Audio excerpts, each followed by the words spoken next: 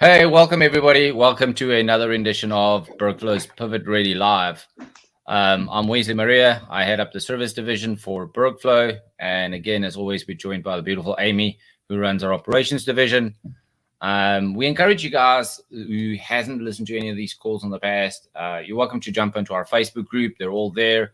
Bergflow's Facebook page. You're welcome to go see them there. We started off the conversation talking about structure, talking about divisional leaders, what they look like. We also encourage you guys to ask questions. This is a live for a reason. We want to engage with you guys. Please post a question in the chat, in the comment section. We'll gladly answer that. Jackson, Jake, you guys, you're probably going to be on the call. So just a shout out to you guys for being so loyal. Always being here. Thank you. Amy, what have we got today? So I was having a thought the other day about, we talk about team a lot. One of the things we specialize in Bergflow is what we call the human systems and scaling your company off of the human system. I was reading a book the other day. It's going to come to me Radical Candor was the book I was reading. And they were talking about a term that we don't use often, but rock stars versus superstars in their company. And it just got me thinking about, like, what does it really mean to build a team? What does it really look like to build a team? Because you can't have, to change the terminology a little bit, you can't have a whole team made up of visionaries, because you would get nothing done. You have to have everybody playing a role, everybody working to their strengths. And so this is a very large conversation, and we can just kind of dive in and see where it takes us. That's kind of just what I want to talk about today. Cool. So, as you guys know, we offer free strat sessions to business owners. So a lot of you guys have reached out to us. I've had a conversation with a lot of you. For those who don't, you're welcome to reach out to us. Even we'll post during the call where you guys can reach out to us. What happens on some of these conversations is people are saying, hey, how do I attract A players? How do I build a team of really strong people?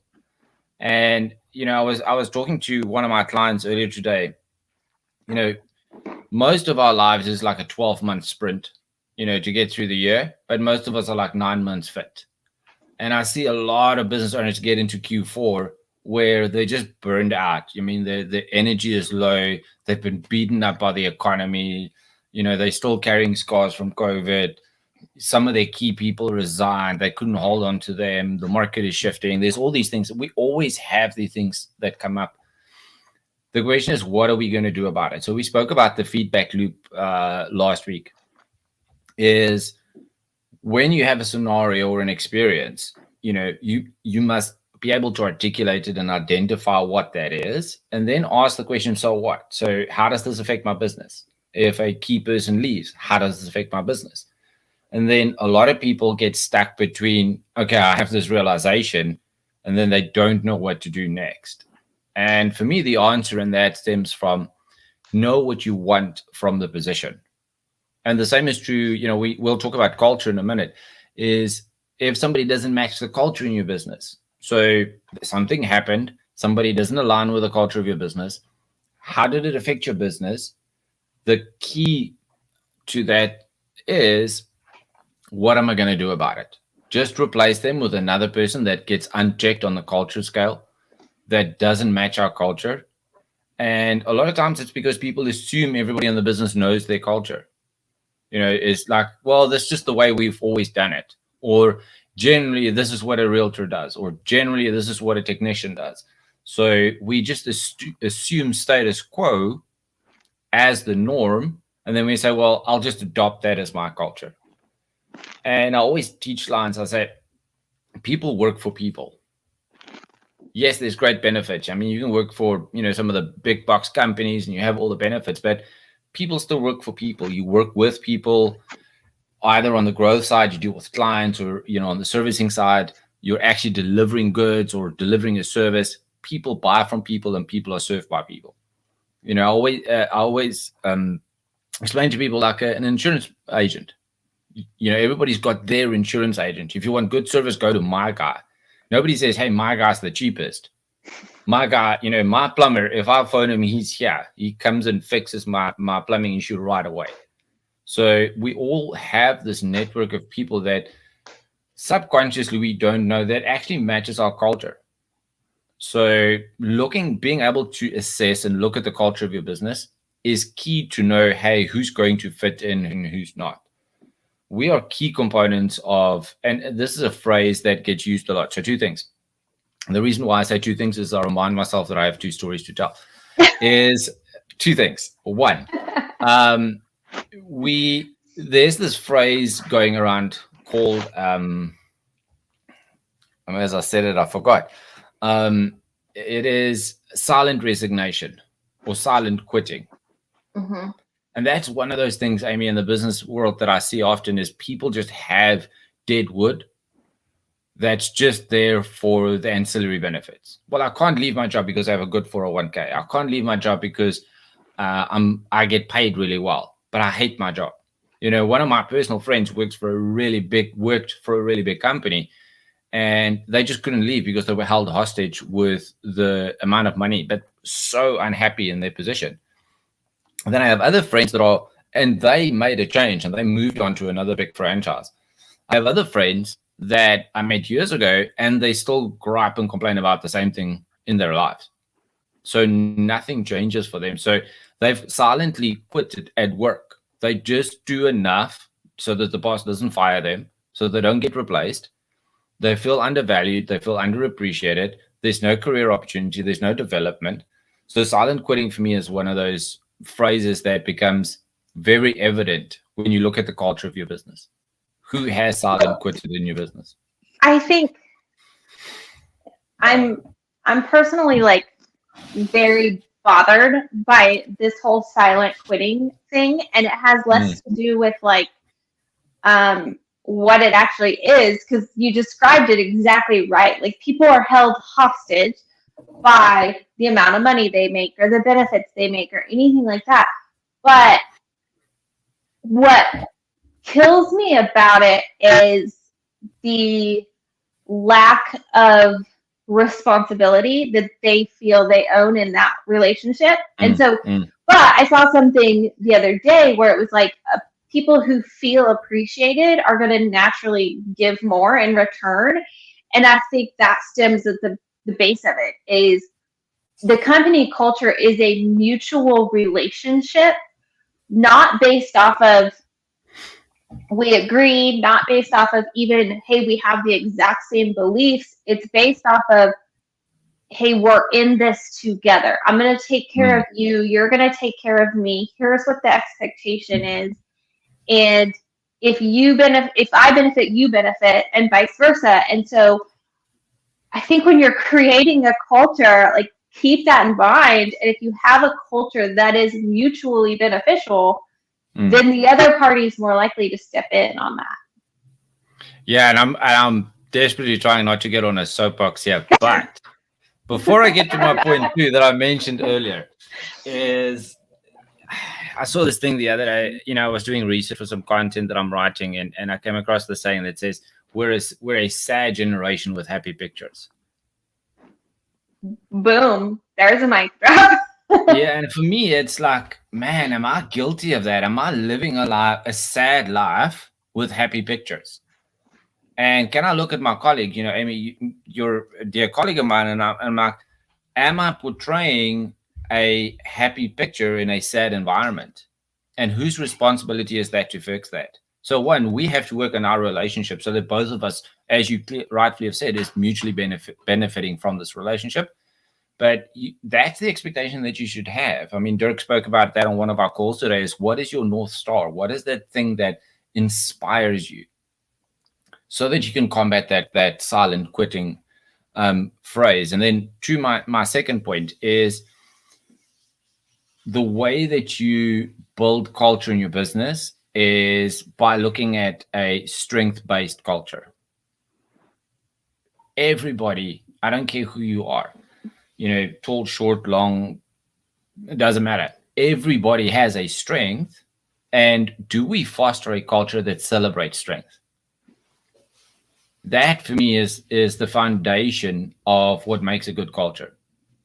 There's lots of other things, but if you specifically look at what is one of the easiest hacks to get into building a good culture is, can I celebrate people's strengths? So I've got a slide that I'll share with you guys that if I can find the button, there it is. Share screen. Let me just make sure I share the right screen, otherwise you see me again. So when we look at a strength-based approach or a strength-based culture, the guiding principles for you as a business owner, for you as a leader, for you as an individual about your own life is you have to use these principles to help you inform and create a strength-based. So the principles that makes up behavior or culture, the behavior of your culture, put it that way, is profiles, or as some people call it, personalities or opinions about people. You have to be neutral about that. You can't go in and say, I don't like the Amy's of the world because they are so and so and so. Because you know what? The world needs the Amy's of the world. I apparently I talk a lot. I don't know much about that, but the world needs people that talk a lot, because I've been in meetings where there's some awkward silences. When I don't have anything to say, I'll just make a corny joke. But you have to understand, profiles are neutral. You cannot have a preconceived notion to say, I don't like this person or I do like this person. Can I find something about them that I can celebrate? What is their strength that I can rely on? Because ultimately they are part of this team. And then when you cannot label people. It's very easy. Society teaches us, and again, back to my soapbox, if I can jump on for a minute, is the Instagrams and the Facebooks and those things. They teach you to have the sad generation with a happy picture life. And for me, that is probably the thing that bugs me the most in life, is when people say fake it till you make it. Is I can just act like I'm happy. Happiness is not going to show up one day at your door. Happiness is something that you're going to create. So you have to be neutral and not label people in that regard. So if you look at what society demands of us is, well, I'm just going to label people. And it doesn't help anybody, because immediately the moment I label, judgment shows up. Well, and I think too, Wesley, I want to add to that, because you can't label somebody without assuming something about them. Like, if I get to know you on a very deep level, like, I'm not going to be able to label you, because I know that you're a multidimensional person. And I might be able to say, hey, yeah, Wesley talks a lot, but like, I know that about you because of X, Y, and Z. If you're just assigning a label, it's because you're making an assumption based off of a single trait, or even based off of the way that person is showing up in the current circumstances, which may be completely uncomfortable for them, and they're showing up in a very skewed way. So until you really get to know somebody, labels are very counterproductive. Absolutely. And again, therefore we have to lead with a positive intent. When I look at somebody or I look at a situation and say, okay, this is not a good situation. Going back to that feedback loop, I got bad information. What am I going to do with it? Is maybe I don't get along with Amy on how we communicate. Maybe I talk a lot and she doesn't talk a lot. But that doesn't mean that we cannot work together. So that just means I need to leave with positive intent. So you have to create an environment where you welcome and celebrate. I mean, the difference or advantages. You have to be able to celebrate the differences of people. I mean, I like myself most days, but I would hate to just be around people like myself all the time. That's why I have a friend circle. I have a group of friends that are like me, and I like hanging out with them. But we're probably not going to be very productive. Dirk and I are very similar in our behavior, and we've got a really good friendship, and you and I spoke about that earlier. It is a massive advantage, but if Dirk and I were the only people in the company, we would get nothing done, because everything would be entrepreneurial. We need the Amy that's structured. We need the person that holds us accountable. We need the person that says, hey, stop breaking the system. So find those differences and use them as advantages. Therefore, people need one another. That's how you build a business. That's how you make a company successful. So when you're saying, hey, I'm not adopting the status quo of society, typical home inspector or typical technician or typical realtor or typical agent or whatever it is, you can't just say, well, I'm going to build a business to accommodate for the typical. Because if you build a business for the typical broker, you're going to have a typical business. And you have to set your business up for success by saying, I actually want to attract those A players. So thanks, Amy. You can stop the share. That's where you have to say, I'm going to design my business in a way that it's motivating, not just for me, but for everybody. What are the strengths? Can I analyze the strengths of my business and say, okay, how can I use all these strengths for the benefit of everybody? Back to the soapbox moment I had is, you can't live a life where you project something and you're not truly happy. And remember, if you're labeling other people and you're saying, I don't like Amy for this reason, 100% I can tell you that that's going to be reciprocated from the other side. Because what you put out there is what you're going to get back. If people say, hey, Wesley's the guy that labels people very quickly, well, it's okay then. I can't be mad when people label me. So am I the change? We spoke about this last week, is am I the change I want to see? It's be, do, have. Am I the change that I want to see in my business? So when you do an assessment, when you take stock of the culture in your business, are you able to say, how much of my fingerprint is on this culture? And am I adding, positive influences, or are people just dancing around me? When I show up to the office, everybody scurries off to their offices like weasels, and it's like, hey, I just don't want to deal with the boss today. Go find a hole to hide somewhere. Or are they excited when you show up? Because that becomes the unofficial brand of your business. It's going to dictate how you deal with your clients as well. Yeah, and I think that you were talking about this silent quitting, and I think another thing that we have seen culturally since 2020, really, with the lockdowns and all of that stuff, is a lot of people are looking for meaning and purpose in their work. Mm-hmm. But my husband is a first responder, and this is something we have been very passionate with around first responders, because they get so sucked up in their work that they forget to have a life outside of it. And one of the things for me that was very attractive about the bird flow culture is my passions were encouraged.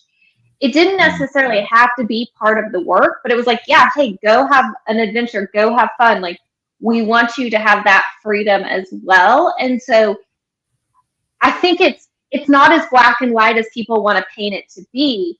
It can be everything. If you have a culture where you encourage people to have passions, and maybe it's that your company offers 3 days a year to go volunteer for charity, and you can just something like that, where you can incorporate their life into your company culture and support their livelihood. And then there again, it goes back to that mutual relationship. They're going to be willing to give you more in return because you're supporting them more than just financially. So coming from the health background that you're familiar with, is you've heard the saying, you are what you eat. And the very same thing is true for your business, is you are what you do. So if you're just paying your people enough so that they don't leave, they're just going to do enough so that you don't fire them. If you're not creating an environment saying, you know what, I know that I'm paying you for this, but you know what, if we conquer this mountain, it opens up more opportunity. I don't have the resources right now. And I was talking to somebody last week, and it's like, it's a fairly, young company. Age-wise, it opened about 2-3 years ago, and they've got really good and great ambitions. They want to grow the business, and it's like, well, if you're the only person assuming responsibility for the success of the business, ultimately as owner, it is your responsibility. But are you getting more people to rally behind that cause? Are you getting more people to buy into that? And that for me is the culture is, hey, we all have to do that. We all have to make the company better. We all have to grow the business. We all have to add to the forward momentum of the company. And you can't buy that, because if you get into the habit of creating an environment where you buy that, you're setting yourself up for failure, because the moment you hit those milestones, you're going to have these bunch of little hands sticking out and say, I want, where's my bit? Where's my bit? Where's my bit? So create a culture that incorporates people's differences, celebrates people's differences, and see how you can use those strengths. I think to play the devil's advocate on this, because I was working with a company a little while ago where the team itself, like, they cared deeply about people, at each other at the human level. Like, they really wanted to be a family, and they were very close, and they had very good working relationships. But on the other side of that, they forgot that they were working for a business. And so, like, it's what I imagine. I don't have kids, but I'm imagining it's like raising a child, in terms of, like, you have to care about them, but you also have to hold them to a standard of expectations. And I think, kind of coming back to, what does a team look like? Expectations and accountability is also a large part of it. It's a large part of your culture. It's a large part of, like, building a team, and it's a large part of success also. For me, that opens the door, to having conversations around, hey, this is our standard. We have a culture of succeeding. So if you come to me with a problem, I'm going to expect you to bring a solution with it, even just a suggestion around a solution, because that's a teaching or a training opportunity for me as the owner of the company to develop you as a leader, and say, hey, I know that you might have never, you used to make a $50 decision. Now you're making a $500 decision. Now you're sitting with a client, you're making a $50,000 decision. The only way you can get a person to make that $50,000 decision is by showing them. You can't just say, hey, here's what we do. This is the only way that we do it, because you're not there with the client. So I was talking to somebody on a previous call we had today about how do you transfer some of those soft skills. Those soft skills will show up naturally when there's an alignment on culture. We all think the same around opportunity. We all want to benefit everybody else. I don't want to be the only person that earns $500,000 a month at Berkflow, and you only earn $5,000 a year at Berkflow. So if I win, everybody in the company wins.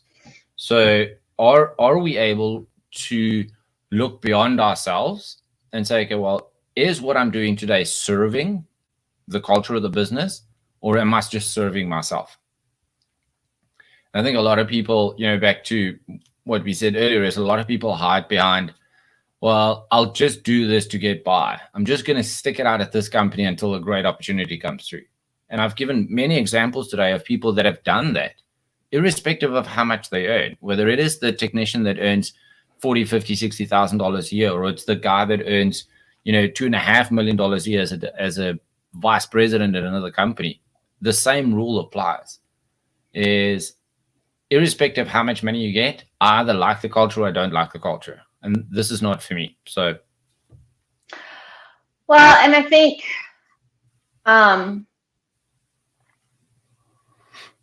okay, so a couple of notes on this.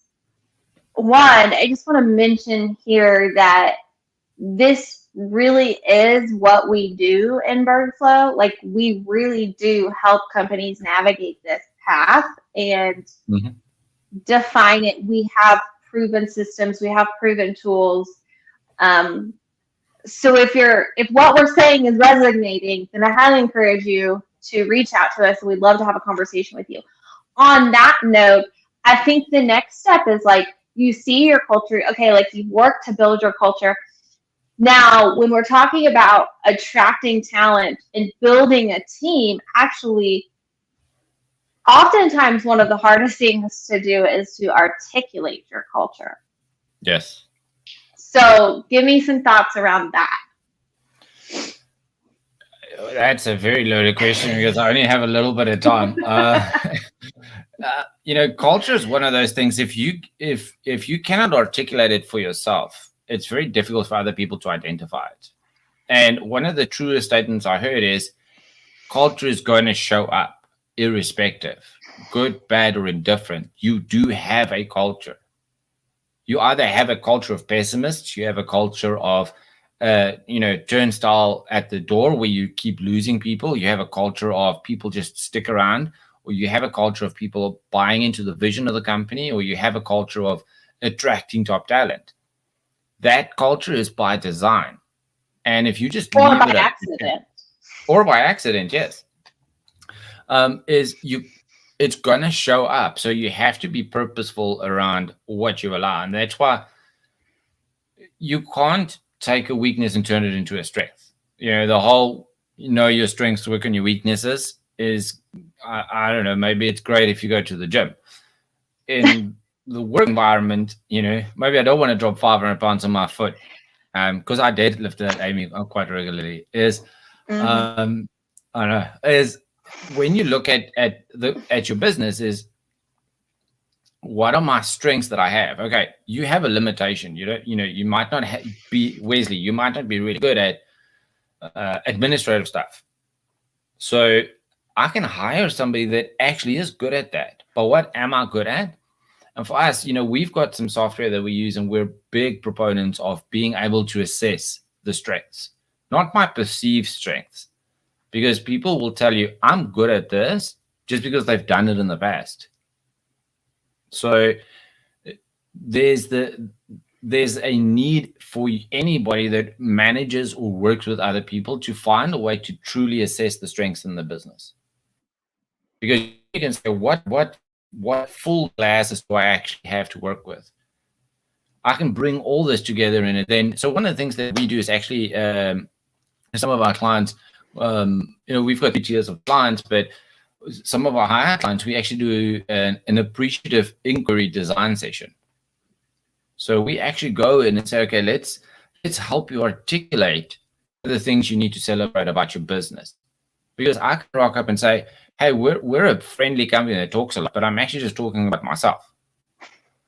If I describe the business and we're all there and we're saying, okay, let's say, how do our clients experience us? Well, we're resourceful, we're this, we're this, we're this. That's how you break it down, and you actually ultimately end up designing a culture statement, a vision, and it's true for vision and mission, all those things, is you can design that statement where everybody else's voice is part of that. It's not, hey, I'm up here and then you guys need to do what I need you to do. It's not a monarchy. It's nothing like that. We're all part of this. So we're all going to design the culture. And if I'm not in line with the culture, it needs to be shown. It's like, hey, our culture is we get stuff done. And if you're not doing it, know that we're going to point it out. And if you still don't do it, as the owner of the company, we're going to take it away from you as leadership, and we're going to have to go do it. So we either are honest with ourselves at a company level, or you're going to fake it until you make it. And, that might be a whole life for you. Well, I think too, one of the coolest things that I've seen in those AI sessions is when we do those, we bring the whole company together, or at least, above a certain level or something like that. But oftentimes as an owner or CEO, you think you know what the company culture is. But when you start really asking people to dive into, 2 things can show themselves. Either what they see is totally different than what you see, or what is important to them is maybe different than what you thought was important. And so, designing a culture from the beginning that's very intentional is one thing, but also as you bring talent into your team, adjusting the culture to maintain the talent and to continue to attract talent is also very important. Yeah, I cannot underscore that enough. I worked for a company before I moved to South Africa. I worked for a company in the financial industry. And it was. I mean, I love the culture. I actually went to work there just because of the culture, and then it grew from 5 agents to 45 agents. And during my many years at this company, I could see the culture change. The original culture was still very evident at the OG level, the original guys, the guys who started the company that originally had the vision to start the company. So that the culture was true there, but it didn't go past that, and it kind of became the us and them. That's the culture that it ended up in. I'm as a low level new guy, inexperienced, don't have a big client base. It's very different than the guys that have been here 10 or 15 years. So it kind of feels like, hey, I'm not really part of it anymore. So how well do you bring those new people in? And every time you bring somebody into the fold, the culture is going to change. And do you have a way of checking back into your culture, saying, hey, we're still true to our true value system? This is our culture. This is how we do things. That's why onboarding somebody into the company is really important. That's why having a proper interview process, making sure that all these things are in alignment, is vitally important. It's not just, hey, who's willing to come and work for this paycheck I'm willing to write. Yeah, I think too, I joked for a long time when Dirk hired me in Bergflow. I actually think in a 30-minute conversation, he used the word chaos like 60 something times. Like it was a little bit ridiculous. And it was to the point where I was like, I don't even believe you anymore because you keep saying it so many times. But he was not wrong. It was chaos. But a year later, we were interviewing somebody else and he kept saying it. And in my mind, I was like, hey, like, we have to stop defining that as our culture, because if we continue like that's the culture, we're never going to get better at it. And even to kind of what you were saying is maybe at the ELT level, like there's a culture of chaos, like we can handle the chaos, but you have to, as a company-wide culture, say like, okay, that chaos doesn't go past a certain level, or that confusion gets cleared up before we pass it down. Because again, going back to like, you have to have players with all strengths and all talents, and people who thrive in chaos aren't going to kill it at every level of your team. Like at some point you have to be able to adapt the culture in order to have all of those strengths on your team as well. Yeah, and I mean that's and again, I love talking and having these conversations because it's not, hey, this is what we think you should do, or this is what we heard outside. For us, it's very true. You just gave a very first-hand experience of, yes, 3 years ago, or 2 years ago, or yesterday, our culture is that of chaos. But you and I, as leaders of the company, are not successful if we're not taming that chaos. So yes, originally that was the culture, but is our culture evolving as our business is growing? And a successful leader is the one that can say, hey, chaos is maybe not the best place to live in. How do we improve upon that? So again, it goes back to being able to identify the culture, articulate it, name it what it is, and then understand, how do I improve from that space? And that's by truly putting the right person in the right position with the right motivation. And in order to do that, to get the right people on the right seat on the bus, is you need to understand what are their strength-based aspects of them that they're going to bring into the culture. Some people are good at creating chaos, and we can find 100 of them and create a big world of chaos. But it doesn't mean that we're going to succeed any more than by not doing that. So be purposeful when you create that culture. So If you guys have any questions or anything like that, Amy, anything from you before we wrap up? No, I think this was a really good starting point, and I think we're going to continue this conversation over the next few weeks and kind of just build on what does it really look.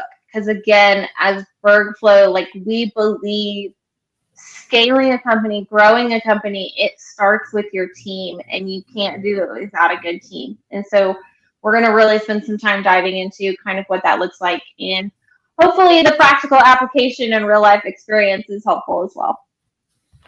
Yeah, thanks. I mean, I agree. And it's one thing to talk about something, and it's another thing to see it in action. I just want to leave maybe some homework or some food for thought. As we're approaching the end of the year, and we open this conversation with that today, is getting to that 9-10 month mark, and people feel worn out. Do you run a business where the culture is, hey, we set these audacious goals in the beginning of the year, just knowing that we're going to forsake them halfway through the year? Is that your culture? Because if that's your culture, that's the results that's going to show up. Dirk always says, what you focus on will expand. So if you focus on setting audacious goals that you have no track record of meeting, if you don't have a goal of, for argument's sake, finishing a project or raising your average ticket price from $200 an hour to $250 an hour, if that was your plan for the last 4 years, your culture is that of setting fake goals. And then everybody's going to say, well, oh, that's just another pipe dream that we have. So you're allowing people to silently quit. You're allowing them to say, you know what, I'm just going to show up and run another year of, we joke about this. I'm going to focus on being focused. I'm going to plan about planning. I'm going to get myself getting ready to get ready. And you have to identify that and know, hey, this is negative impacting my culture. I need to move away from it. So some homework for you guys, maybe just think, hey, what can I do next year that's different? What got me here won't get me there.